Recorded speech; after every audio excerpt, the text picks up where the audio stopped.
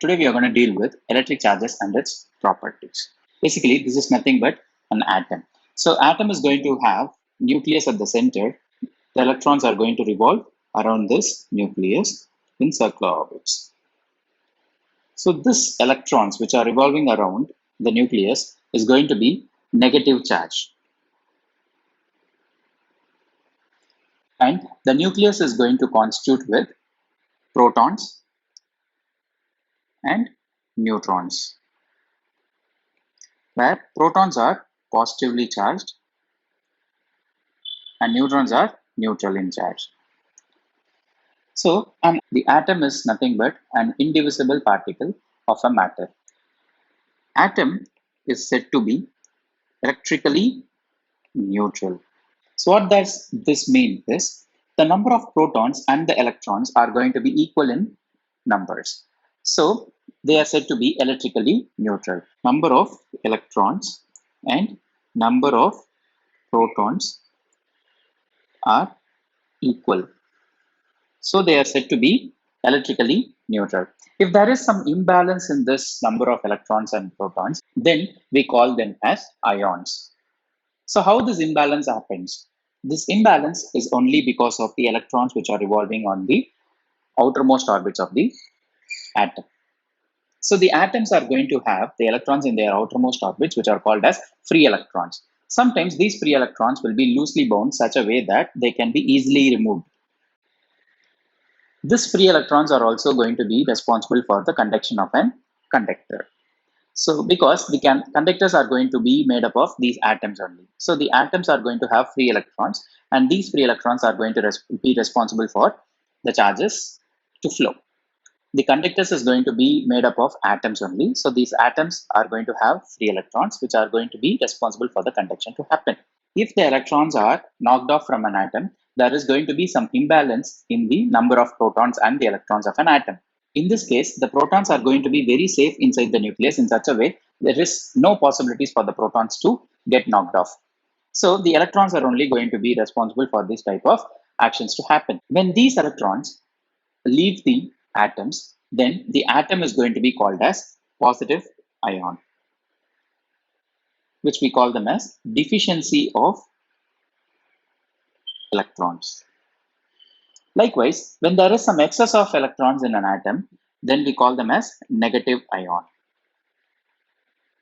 Excess of electrons.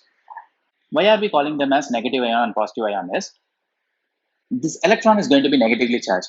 So when the electrons are knocked off, the negative charges reduces so that the positive charge increases in an atom. So we call them as positive ion. In the other case, when the electrons are in excess in numbers, then the negative charges are going to be more than that of protons which are inside the nucleus, which are positive. So we call them as negative ion. So these charges, which are going to be called as ions, is going to be responsible for the conduction of electricity. We have in general the definition for electric charge as the property associated with matter due to which it produces and experiences electrical magnetic effects. So what does this mean is, see, basically the charges are going to be the intrinsic property of a material, which is very much responsible for electrostatic force to happen in the matter. So this is applicable for all types of materials. Basically, we know the materials are getting classified as conductors, insulators, and semiconductors electrically, right? So this excess or deficiency of electrons is going to cause the net charge to be positive or a negative for a body. So there are basically, as we told, we have two types of charges. So positive ion, or otherwise it is called as positive charge. It is nothing but because of the deficiency of electrons, we call them as positive charge. Likewise, negative ion, or otherwise we call them as negative charge. So the excess of electrons is going to lead to negative charge. And the SI unit of charge is given as ampere into second.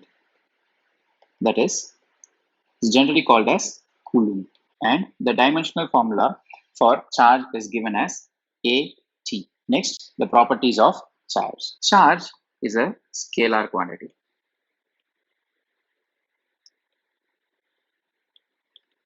Scalar is nothing but it is going to have only the magnitude and it doesn't possess any direction. Charge is transferable. Suppose if a charge is put in contact with another body, the charge can be transferred from one body to another. That is what is charge is transferable. Charge is always associated with mass. We know that every element in this universe is going to have mass. There is no matter which is massless. So charge is also going to have or possess mass. Charge is quantized. The charges can be quantified. Okay? So basically the charges are, if a system is there and if there is charges in it, so the total net charge can be quantified with the help of Q is equal to NE, where Q is nothing but the net charge and N is integer, E is magnitude of charge. Generally, E has a constant value 1.6 into 10 power minus 19 coulombs. This N can be either positive or negative depending upon the type of charge. Charge is conserved. So the charges can neither be created nor be destroyed. So that is what is conservation of charges. So you cannot create or destroy any kind of charge, but it can be transferred from one object to another or from one conductor to the other conductor based on this property. Charge is transferable. Charge is invariant.